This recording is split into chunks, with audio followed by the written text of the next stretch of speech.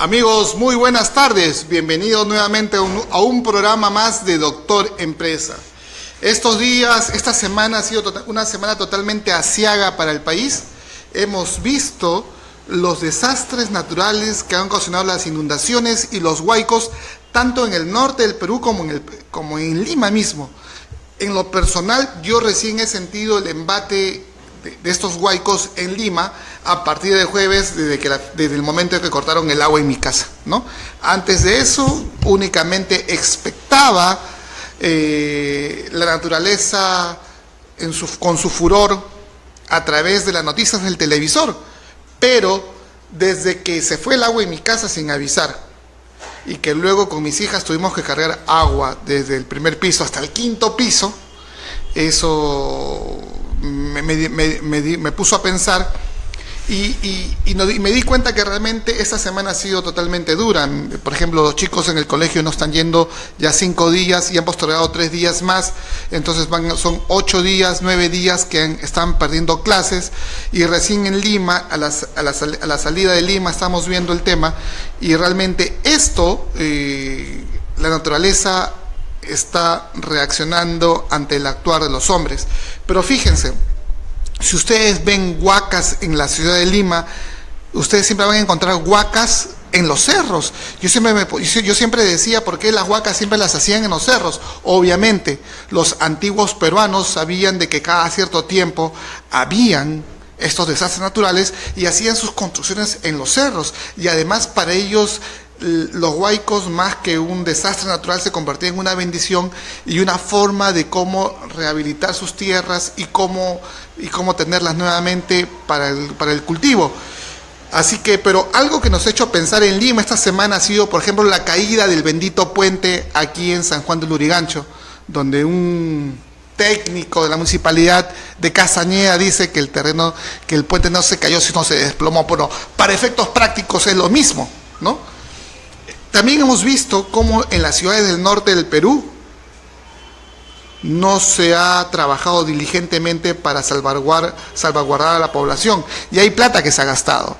De los 300 millones que tenía Lima para luchar contra los embates contra la naturaleza y prepararnos para los huaicos, se gastó más plata en la Costa Verde que en los canales y en los ríos en Lima.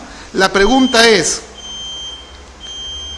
la plata, la gente decía que robe pero que haga obras. Ahora hemos visto que ni siquiera las obras que se hacen en el Perú han sido bien hechas. Así que ha habido un gran clima de zozobra y de corrupción en el país.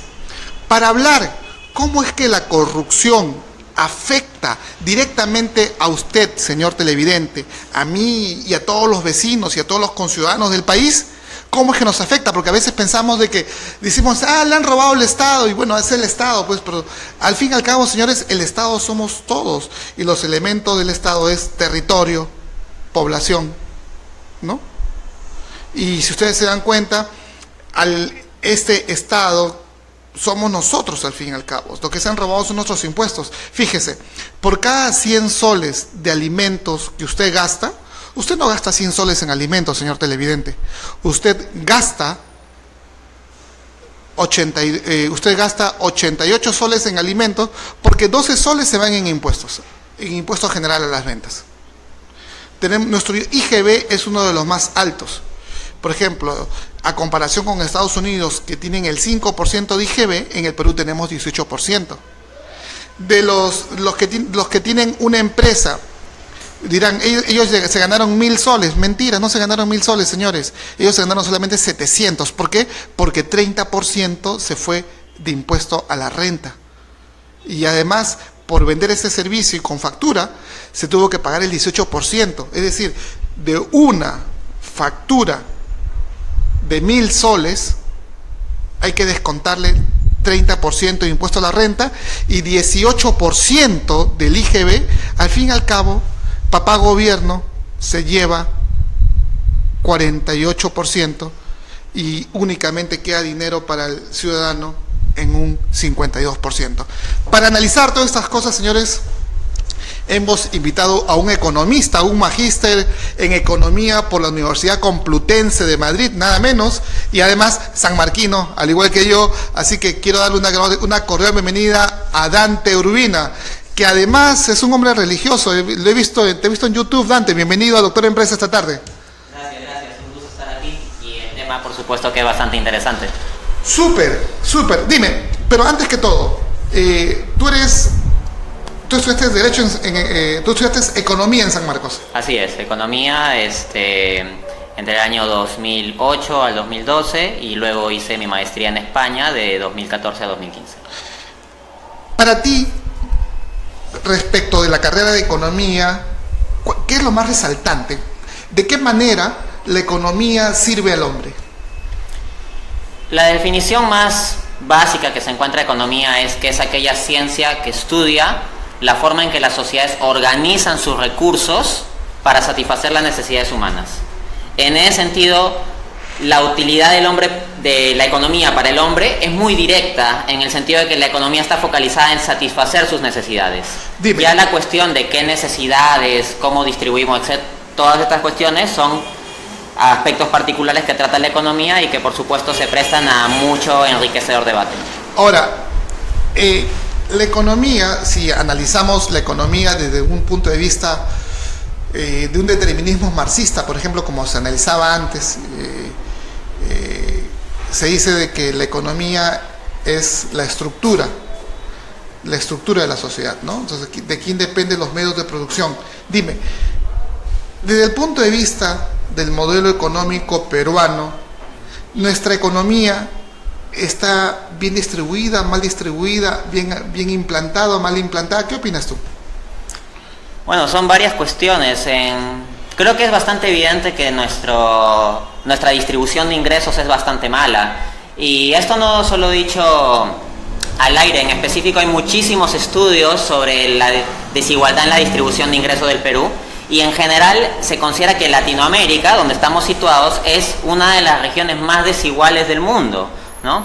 Asimismo, encontramos que la concentración del poder económico es tremenda. O sea, son un grupo pequeño de familias el que concentra la mayor cantidad de poder económico en términos de posesión de banca, medios de comunicación, acciones en lo que es minería, etcétera, etcétera. Entonces hay una fuerte concentración de lo que es el poder económico, la riqueza, y asimismo en cuanto a nuestro modelo mismo tiene deficiencias estructurales. Es decir, nuestra economía no se basa en la educación, no se basa en la cualificación, nuestra economía no se basa en una industria consolidada o producción sofisticada. Nuestra economía fundamentalmente se basa en un esquema extractivista de producción primaria y mandar las cosas hacia afuera, la exportación de minerales o la agroexportación simple. O sea que tenemos el mismo modelo económico de la colonia. En gran parte tenemos una herencia extractivista que se ha perpetuado. O sea, hemos salido de la dependencia política para con España, pero a partir de ahí lo de la independencia es un puro cuento meramente jurídico. Económicamente hemos pasado a depender férreamente en el siglo XIX sobre todo de Inglaterra y en el siglo XX sobre todo de Estados Unidos. Ok, entonces desde este punto de vista y de cómo está, ya sabemos harto que en la época de la colonia, la corrupción que hubo para tomar los puestos en el Cabildo, en el Consejo de Indias, o ponerte como gobernador, o cuando justamente en la era borbónica se estaba por cambiar de las provincias a las intendencias, fue cuando justo vino la independencia del país. La pregunta del millón es, esta forma de la estructura económica, y sabemos que a lo largo de la historia republicana del Perú han habido grandes temas de corrupción, ¿es este modelo de la forma como está establecido lo que produce la corrupción? Son factores que se retroalimentan, diríamos, para hablar en terminología económica, que ambas son variables endógenas. Es decir, no es solo que el modelo refuerza la corrupción, sino que la corrupción ya existente, que es algo más general incluso de la naturaleza humana, exacerba este tipo de modelos. Okay. Es decir, ambas cosas se retroalimentan y por lo tanto para salir de esta dinámica natural que se da entre corrupción y este tipo de modelo, sino que la corrupción ya existente, que es la voluntad incluso de la naturaleza humana que diga, exacerba, pues hasta aquí nomás y tenemos que cambiar cosas. O sea, que en cierta forma, porque hay mucha gente que en estos días, a raíz de los actos de corrupción de Odebrecht, sobre todo los grupos de izquierda, decían de que el modelo económico estaba agotado y que por tal motivo este modelo de que generaba corrupción, pero en realidad no lo es así, porque imagínense, uno de los paradigmas justamente de los modelos económicos de izquierda es Brasil. Ellos son los que originaron la corrupción. Tenemos el otro modelo también que originó la corrupción fue nada más y nada menos que en Venezuela, ¿no? Entonces, que no se diga que es el modelo económico.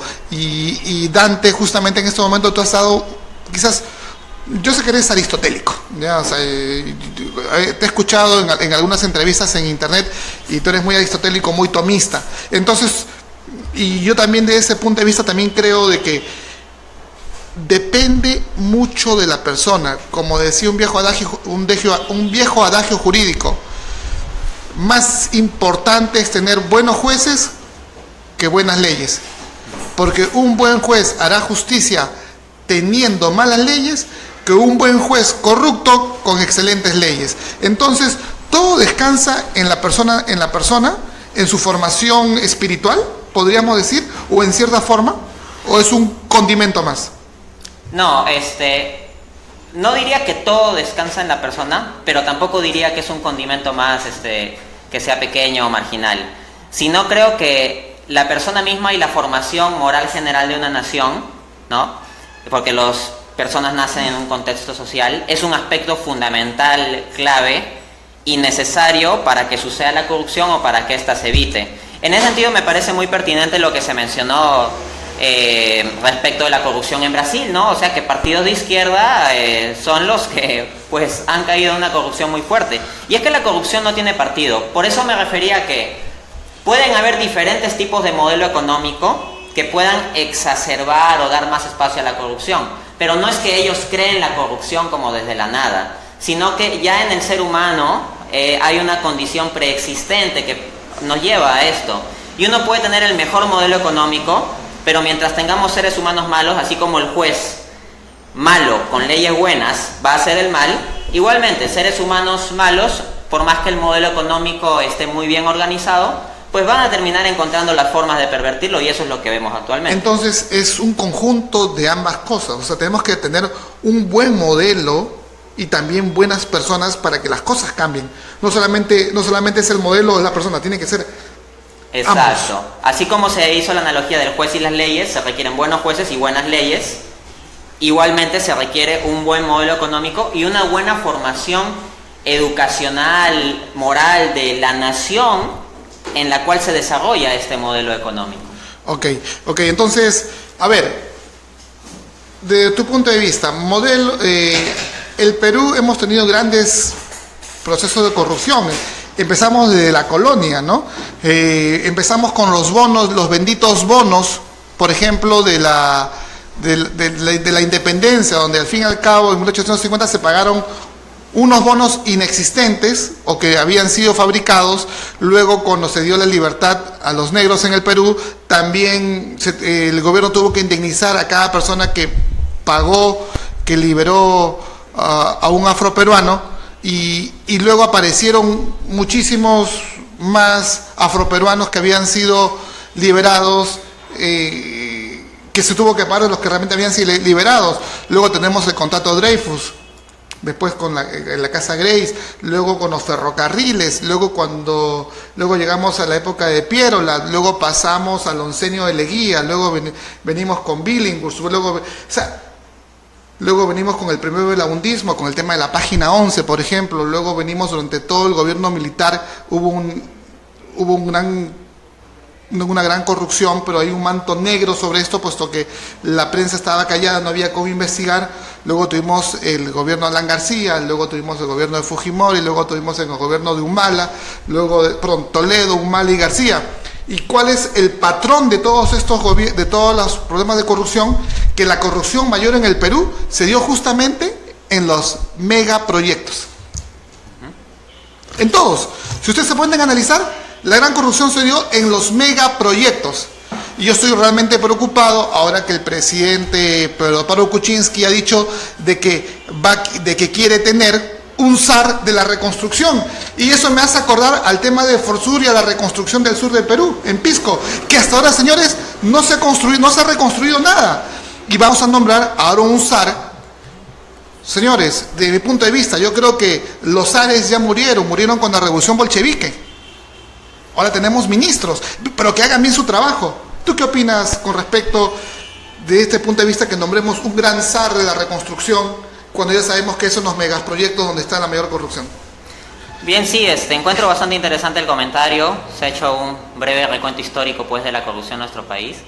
En ese sentido hay un libro, ¿no?, que se titula Historia de la corrupción en el Perú, de Quirós, ¿no? Muy bueno, muy bueno. Ese libro lo deberían leer en el colegio, pues todos nuestros niños, todos nuestros jóvenes, porque es muy importante que se tenga esa conciencia, ¿no?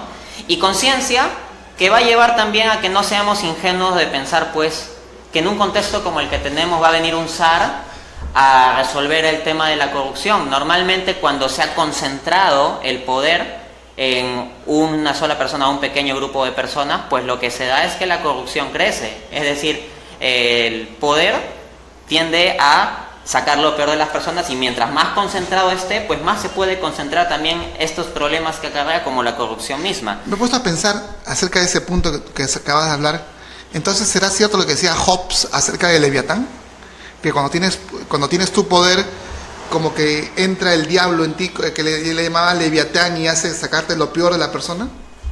Claro, Hobbes lo que encontraba, y él lo formulaba famosamente con su frase, ¿no?, el lobo es un lobo para el hombre, que había un conflicto en la sociedad en que constantemente pues estábamos luchando y queriéndonos sacar los ojos, y lo que él proponía era la figura absolutista de Leviatán que venga a solucionar esto.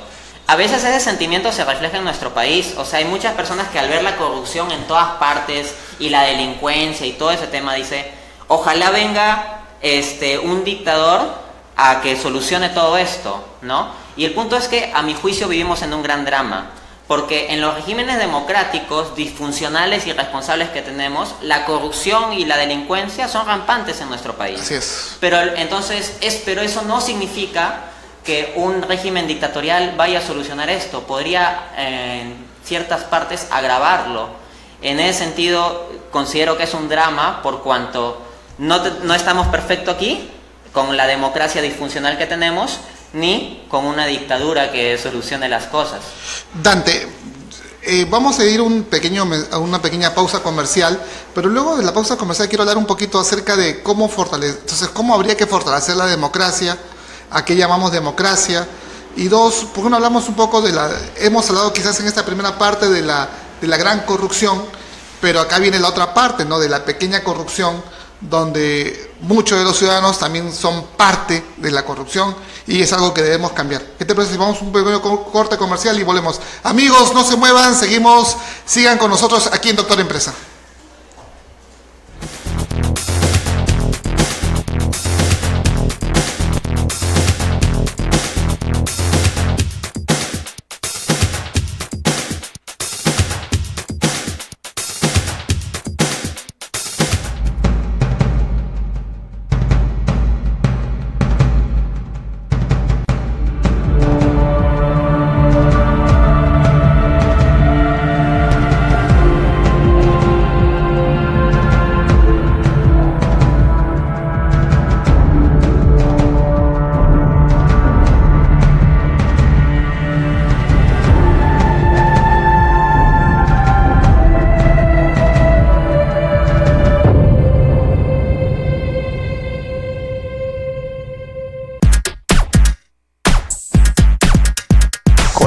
Educa Perú es un programa educativo, cultural y democrático dirigido a la comunidad educativa nacional.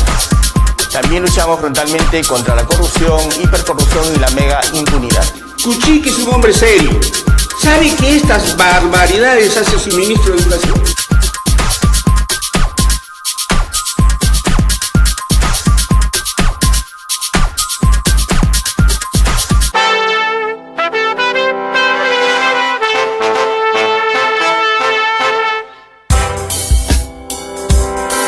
Sin Límites es un programa dedicado a la persona con discapacidad, adulto mayor, niño y niña y adolescente de todo el Perú.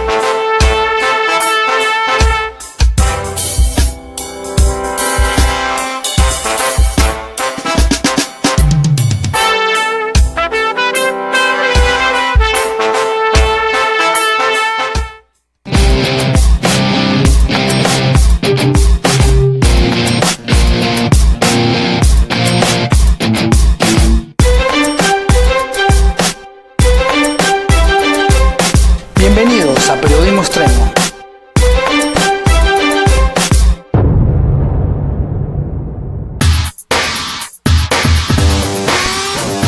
Batería Política, todos los lunes a las 9 de la noche. Un programa de análisis político del acontecer nacional e internacional.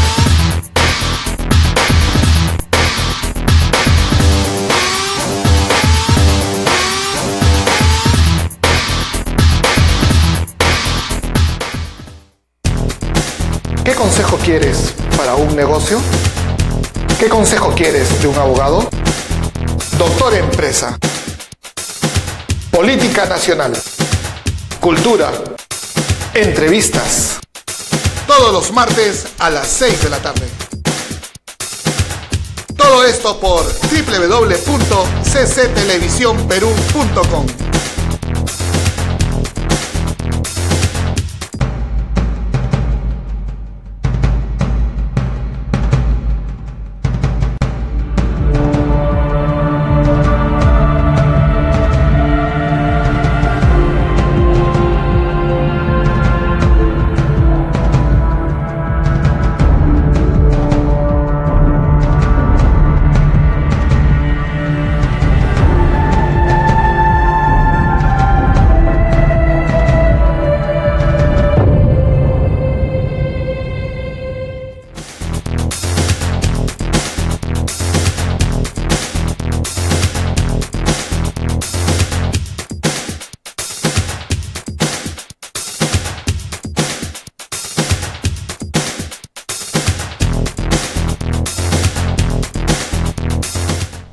Amigos, seguimos aquí en Doctor Empresa y estamos conversando con el magíster en Economía Dante Urbina y venimos hablando con Dante acerca de la corrupción en el Perú.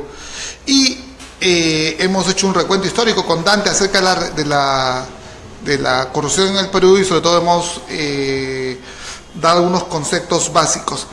Dante, la corrupción, como veíamos en la primera parte, era acerca de la gran corrupción. Pero ahora hablemos acerca de la pequeña corrupción, aquella corrupción que como dice también el magíster Abraham Rivas Lombardi, la corrupción administrativa, donde allí es donde entra a tallar obviamente el emprendedor, ¿no?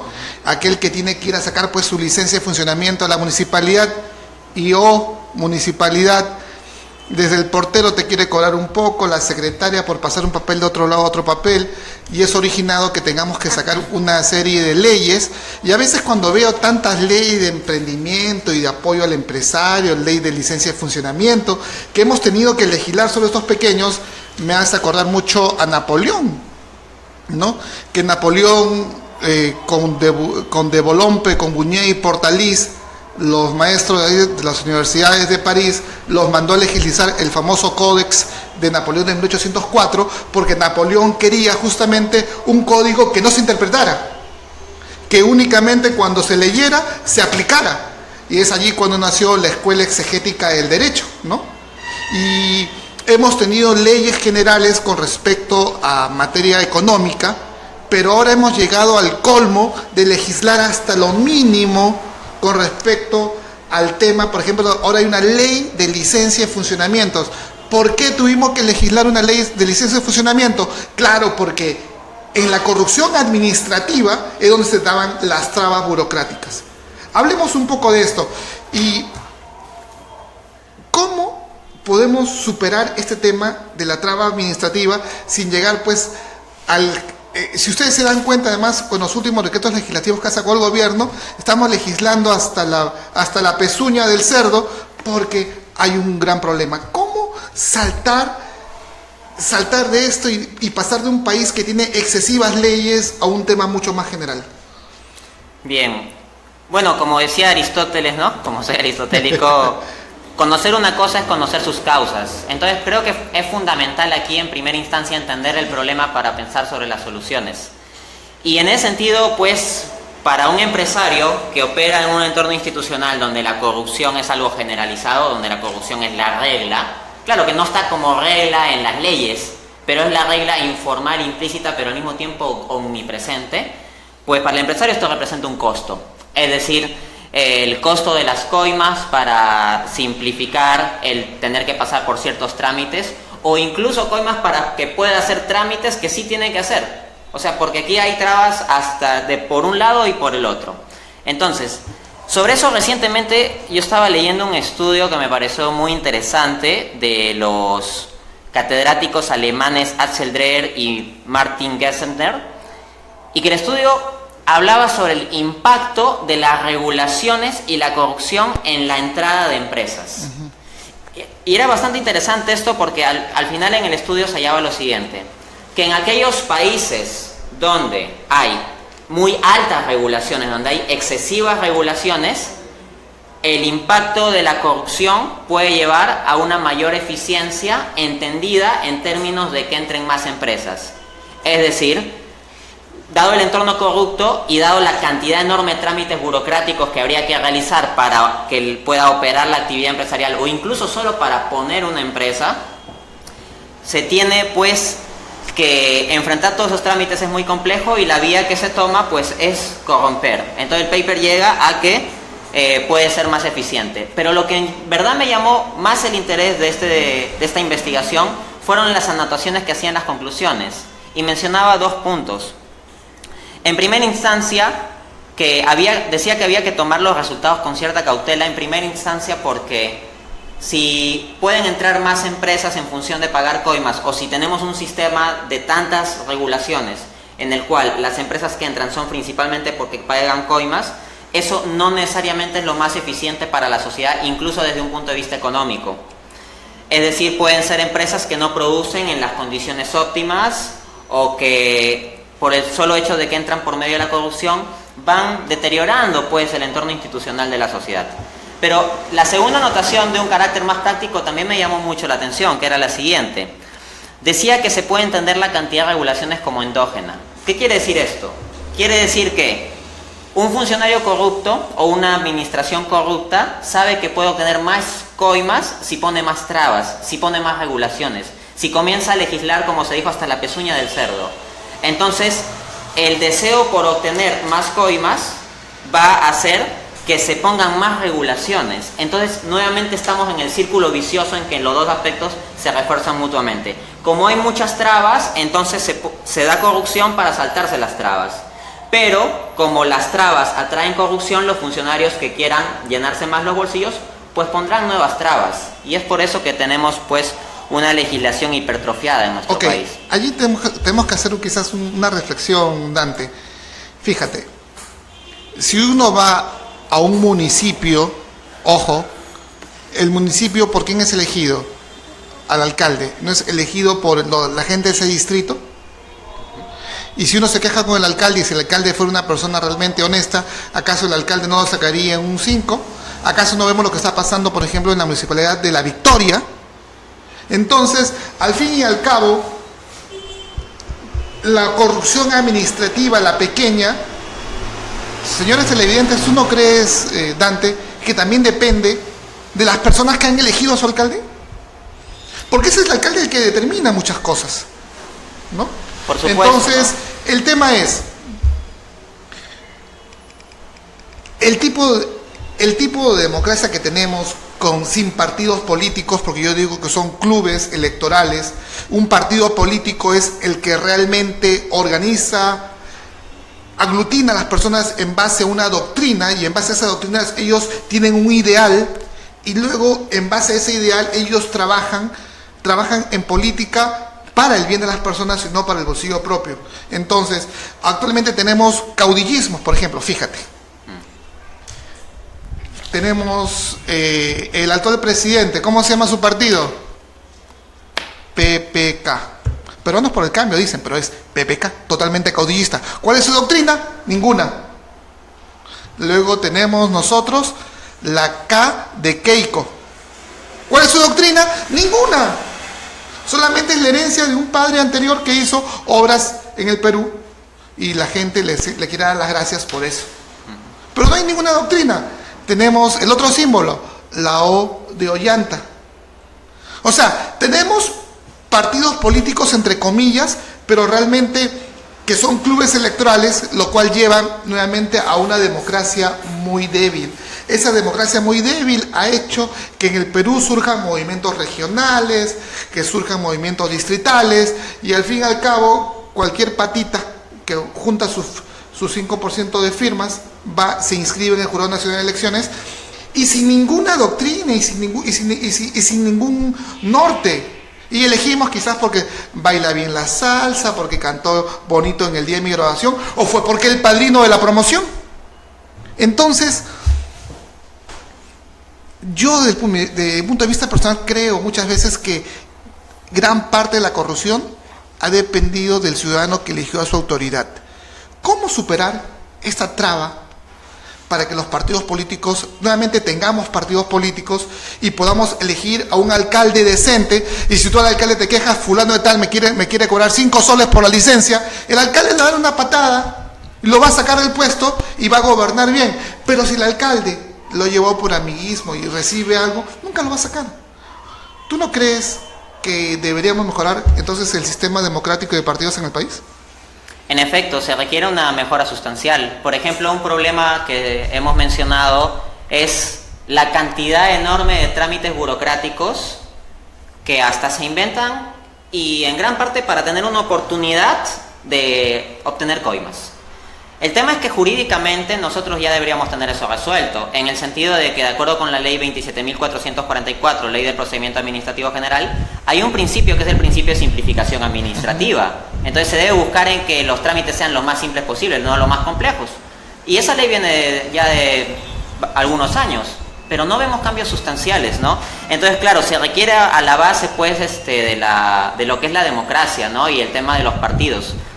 Y aquí, pues, veo de nuevo un círculo vicioso, porque tenemos una población que tiene muy poca educación y que está acostumbrada a la corrupción, o que lo puede ver como una cuestión menor, y al mismo tiempo partidos que están interesados en reforzar ese tipo de ideario. Entonces, esta gente tiende a elegir gente de esos partidos políticos, y estos partidos políticos terminan reforzando ese tipo de visión y así los vuelven a elegir, y viene el círculo vicioso, que se expresa claramente en la idiosincrasia peruana con esa frase de roba pero hace obra. El problema del roba pero hace obra es el siguiente, que las obras, si volvamos de nuevo a la gran corrupción, las obras implican, pues, por ejemplo, licitaciones, concursos públicos, todo ese tema. Pero nosotros ya sabemos que son procesos, pues, de especial sobornización, ¿no? De donde se pagan grandes coimas y se le da la concesión a aquella empresa que ha pagado la mayor coima. 20%, 10%. Ay. Entonces, ¿qué es lo que se da? Que no necesariamente se va a elegir la empresa más eficiente, la que pueda hacer mejor el servicio, sino aquella que ha ofrecido la mejor coima. Entonces se puede dar el caso de que empresas que han ofrecido un gran soborno, al mismo tiempo sean empresas que no hagan con suficiente calidad cosas como puentes, por ejemplo, o infraestructura que cuando suceden desastres naturales, pues se caen. Y esa es una de las consecuencias de la mentalidad del roba pero hace obra, porque ese que roba, cuando tiene que decidir a qué empresa le va a asignar para que haga la obra o con qué empresa se va a contratar, pues va a ver no lo que sea más eficiente o conveniente, sino aquel que le permita robar más. Eso en primer lugar. Ahora, para cerrar con el tema de los partidos, porque acá hay que resumir, ¿no? En nuestro país no tenemos una democracia, en el fondo lo que tenemos es una partidocracia. Y los partidos se perpetúan constantemente en el poder con base en la ley de partidos. La ley de partidos que tenemos es un reflejo de lo que estamos hablando de aquí, de las tremendas trabas. En nuestro país hay que pasar muchas trabas burocráticas para poner una empresa. Imaginémonos nomás también cómo será para poner un partido. Para poner un partido hay que tener demasiado financiamiento. Hay que hacer revisar un montón de firmas por la OMPE, y aunque el costo sea pequeño por la cantidad de firmas... A ver, te lo pongo. Actualmente, para poder inscribir un partido nacional, se requieren 722.000 firmas en este momento, de acuerdo a la directiva que sacó el Jurado Nacional de Elecciones en agosto del año pasado, dependiendo del número de votantes que votaron en la última elección presidencial. ¡Ojo! Pero yo me pregunto, fíjate, para un partido nuevo se le requiere 722.000 firmas, ¿ok? De esas 722, en contraposición con los partidos que se han quedado hasta ahora, por ejemplo, el Partido Cambio 90 y todo lo demás que siguen vivos, ellos se inscribieron solamente con 70.000 firmas. Entonces, a la fecha, de la forma como está estructurado justamente la ley de partidos políticos, donde se te impone una cuota de firmas, es originado de que se queden los partidos de antes y no aparezcan nuevos actores políticos porque los matamos con el trámite burocrático. Yo creo que ese aspecto de la ley debe cambiar. Exacto, y hay un detalle muy importante que se relaciona claramente con la corrupción, que es el siguiente. Para que esas firmas, que son tantas, procedan para el trámite de consolidar el partido, estas tienen que ser revisadas. Y hay un costo de revisión. Un sol por firma. Si lo multiplicamos por la cantidad de firmas a ser revisadas, se requiere muchísimo dinero. Pensar que ese dinero va a salir únicamente del bolsillo de los militantes espontáneos, voluntarios del partido, es ingenuo. Entonces, por ese sistema, hasta un partido que quiere hacer las cosas bien, se ve forzado a tener que llamar a empresas privadas o intereses particulares que le financien. Para y esto poder inscribir, implica claro, que cuando llega al gobierno, si es que llega, pues le debe favores. Ok, entonces tendríamos que reducir la cantidad de firmas, pero también se va a tener que requerir. ¿Por qué? Porque la forma como está hecho actualmente la ley de partidos políticos es totalmente inicuo, no hay equidad, y ergo está perpetuando a una antigua clase política que hasta ahora no ha hecho nada por el país y tenemos grandes problemas. Yo quiero resaltar algo que tú decías con respecto a los alcaldes que pagan, o los políticos que pagan y todo lo demás. En los últimos años, básicamente desde la época de Fujimori, se desarrolló algo que se llama populismo.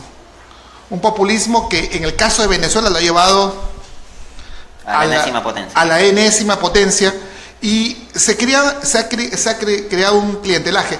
Yo quiero analizar justamente porque, fíjense, un ejemplo práctico del populismo de ahora. No hablemos de Fujimori, hablemos de ahorita.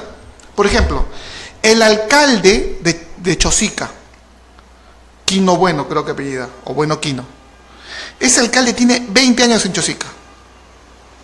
Él, aparentemente, por lo que se puede ver ahora, ha creado todo un sistema de clientelaje.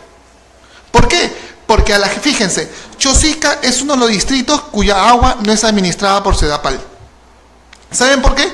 Porque el alcalde se lo quitó a Sedapal. ¿Por qué se lo quitó? Porque Sedapal le cobraba agua a la gente de los cerros o a la gente de su distrito. Y como no querían pagar, entonces la municipalidad le cobra un sol por recibo a mucha gente y hay gente que ni siquiera quiere pagar.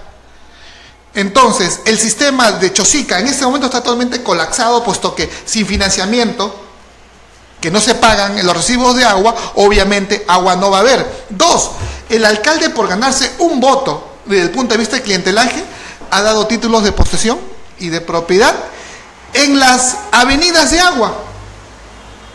Todos estos desastres que tenemos en Chosica, se sabía desde hace años que por allí bajaban cada cierto tiempo agua. ¿Pero qué hizo el alcalde?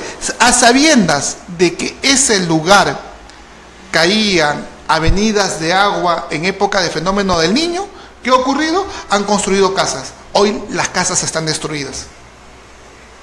Ese clientelaje político que se llama populismo ha desbaratado todo un distrito histórico de la República. Es más, entonces en esta época tenemos en confrontación dos sistemas.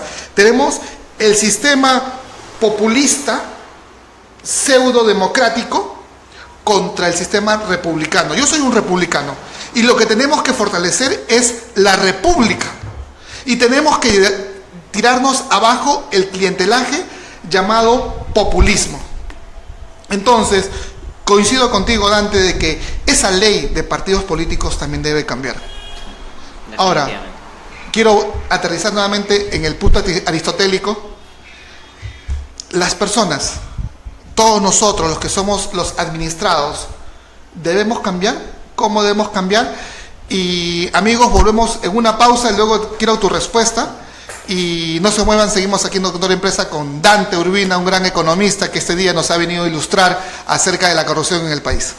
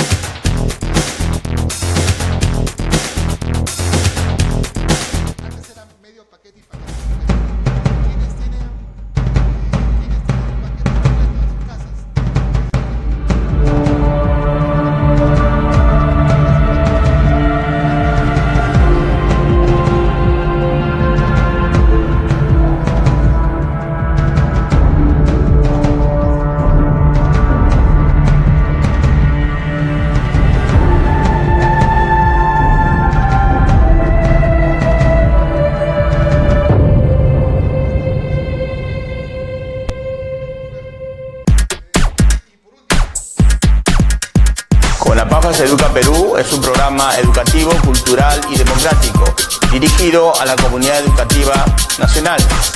También luchamos frontalmente contra la corrupción, hipercorrupción y la mega impunidad. Kuchiki es un hombre serio. ¿Sabe que estas barbaridades hace su ministro de Educación?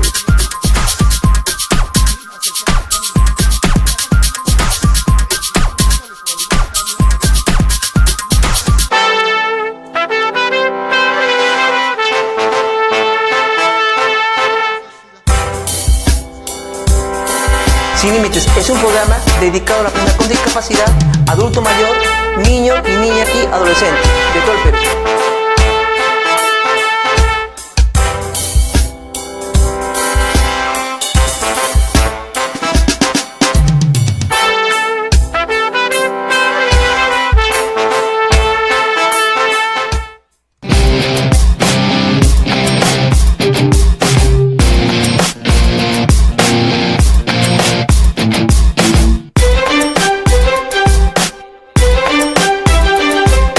Bienvenidos a Periodismo Extremo.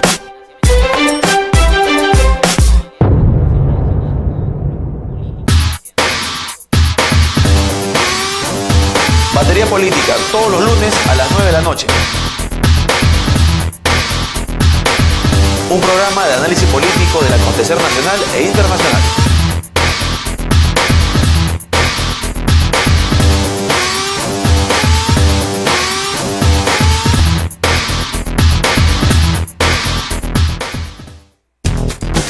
¿Qué consejo quieres para un negocio? ¿Qué consejo quieres de un abogado?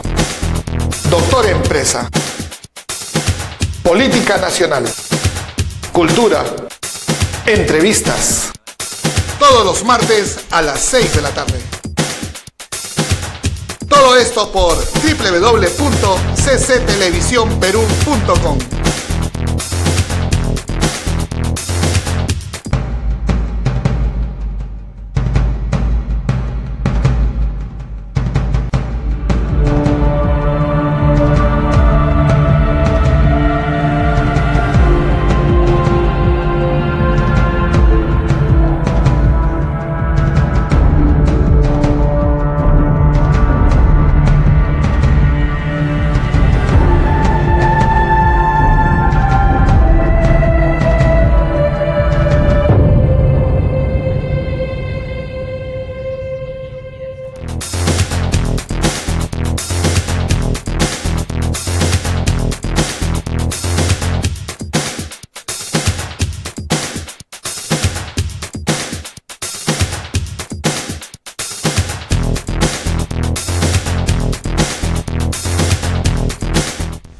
Amigos, gracias por seguir con nosotros aquí en Doctor Empresa. Esta tarde tenemos un gran invitado, a nuestro magíster Dante Urbina, quien hizo una maestría en Economía en la Universidad Complutense de Madrid y que además es bachiller en Economía por la Universidad Nacional Mayor de San Marcos, quien nos está comentando ahora acerca de la corrupción en el Perú. Dante, tú querías conversar un poco acerca de los modalidades de corrupción que ha habido en el Perú en los últimos años. Conversemos de eso un poco. Sí, yo creo que es un tema relevante que se debe entender.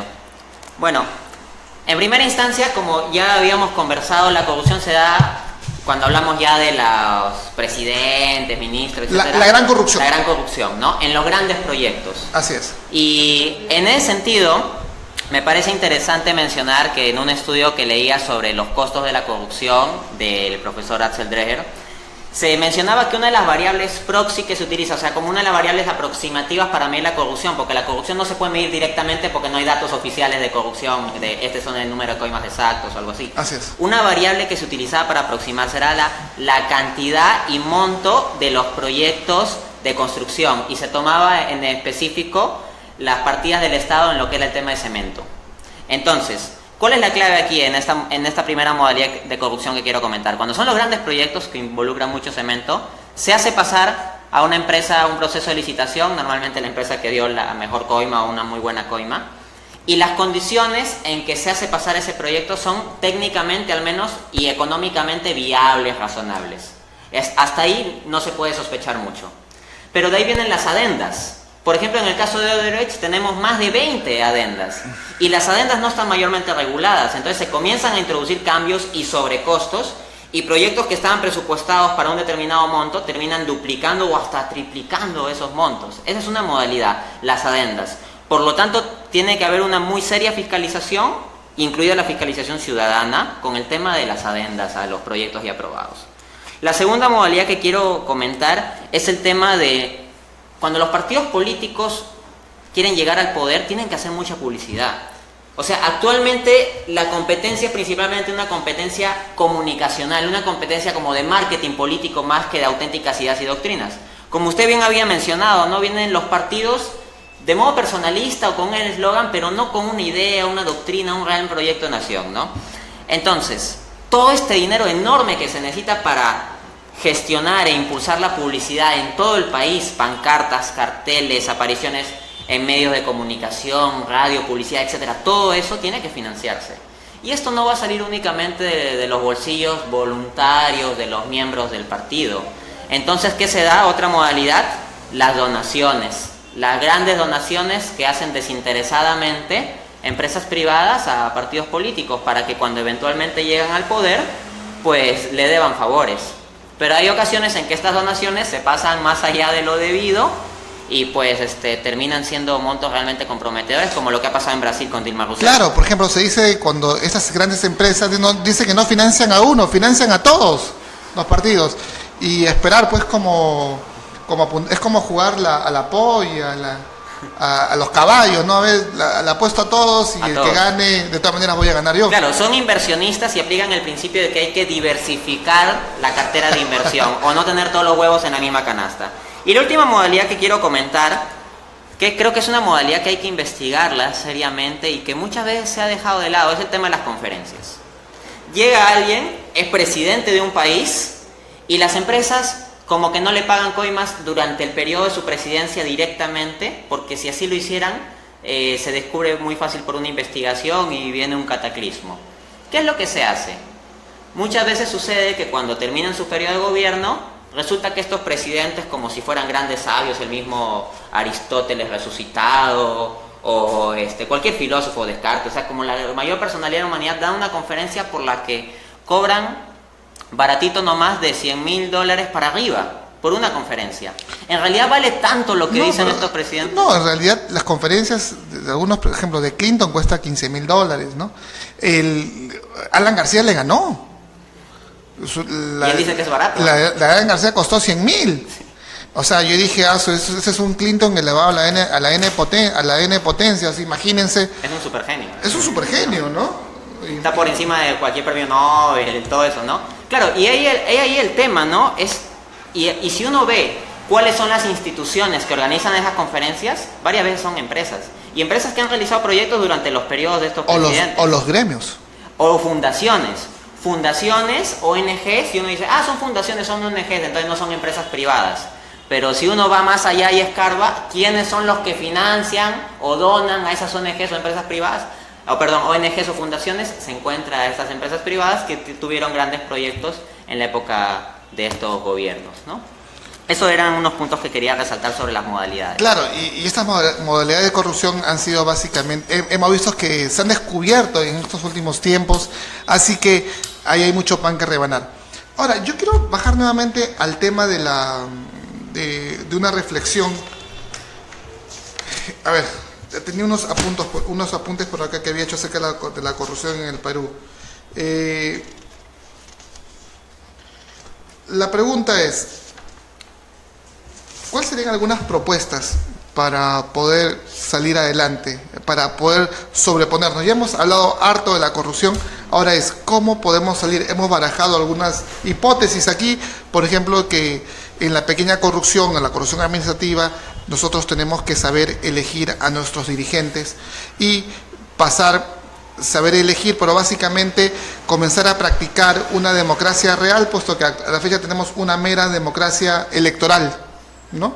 Donde básicamente en realidad no es que en realidad bajo este sistema democrático a la fecha nosotros estamos siendo movilizados. La movilización se dice que es cuando viene de arriba para abajo, te movilizan, ¿no?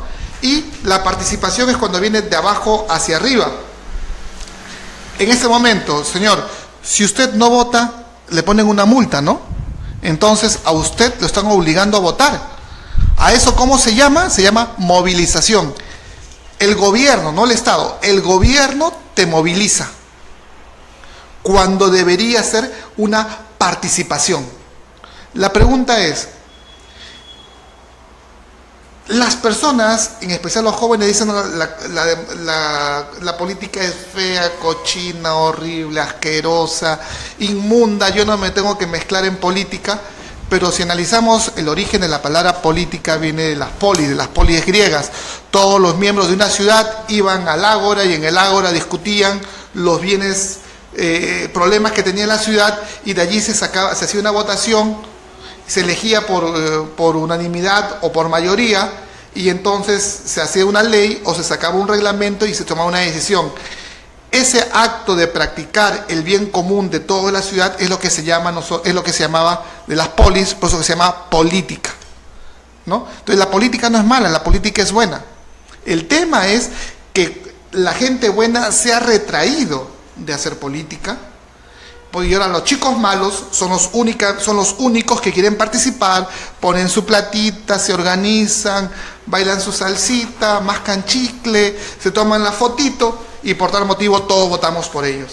La pregunta es, ¿qué debemos hacer para que los jóvenes y las personas vuelvan a la política?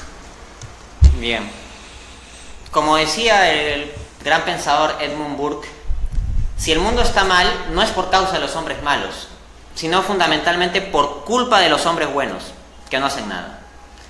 En ese sentido, es necesario que como sociedad nos involucremos en la política, y más especialmente los jóvenes, por supuesto. Lo que pasa es que la idea de política se ha reducido en gran parte a la idea de partido, porque tenemos unas democracias pues que se han prostituido. El sistema democrático que tenemos actualmente es una gran estafa, no es propiamente una democracia. El sistema democrático que tenemos actualmente consiste en que cada 4 o 5 años tenemos que ir a depositar un papelito eligiendo la siguiente dictadura. Es decir, el único acto de participación que tenemos en esta democracia es depositar un papelito para declinar de nuestra participación. Porque una vez que elegimos nuestra próxima dictadura, pues el gobernante de turno va a hacer las cosas normalmente con toda la corrupción implicada. Como le plazca. Exacto, sin mayor participación ciudadana. Entonces lo que tenemos que hacer para que los jóvenes se vuelvan a involucrar en la política en primera instancia es comenzar a entender las diversas formas que hay de participar en la política sin que necesariamente sea reduccionismo los partidos. De hecho, hoy en día en nuestro país ya tenemos diques muy fuertes para entrar en forma de partidos que ya hemos conversado. La participación de los jóvenes en términos de instituciones, asociaciones, movimiento, colectivos, activismo, colectivo, todo eso puede ser muy importante, y eso es algo que de todas maneras tienen que fomentarse, que se entienda. Porque mientras los jóvenes sigan pensando que la política se reduce a inscribirse en uno de los partidos disponibles, pues en gran parte eso es una porquería.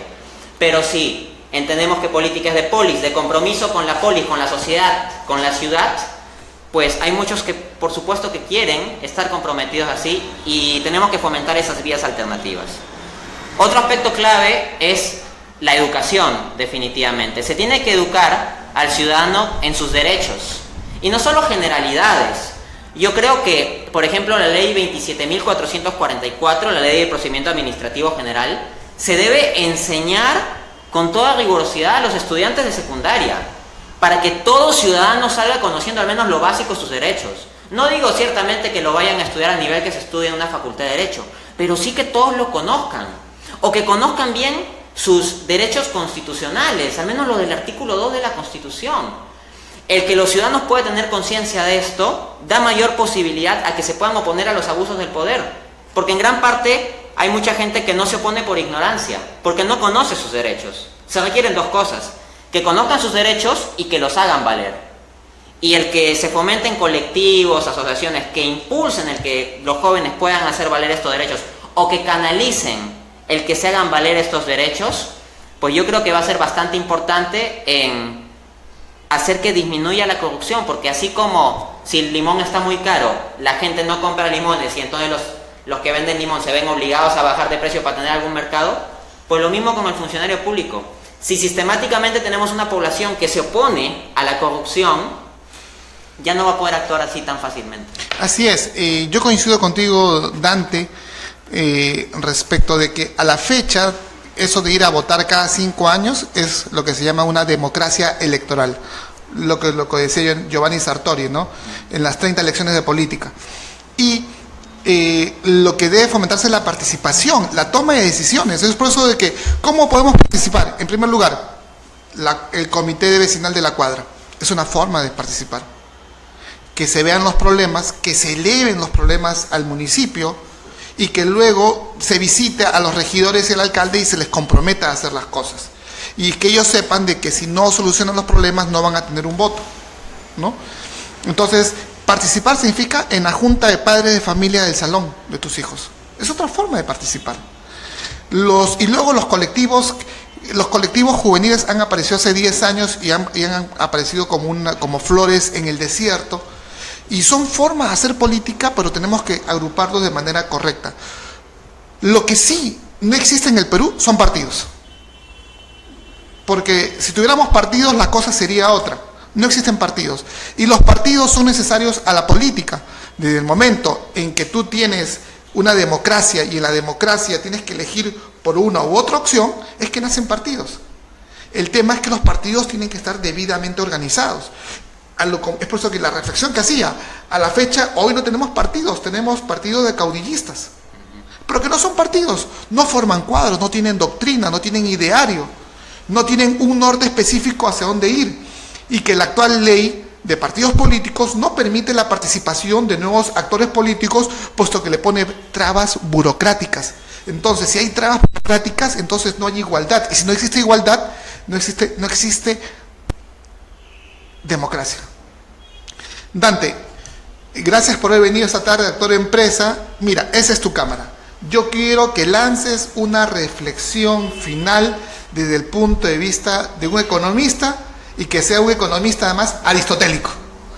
¿Qué debemos hacer todos los peruanos para luchar contra la corrupción? Martín, por favor, cámara solo para Dante. Bien.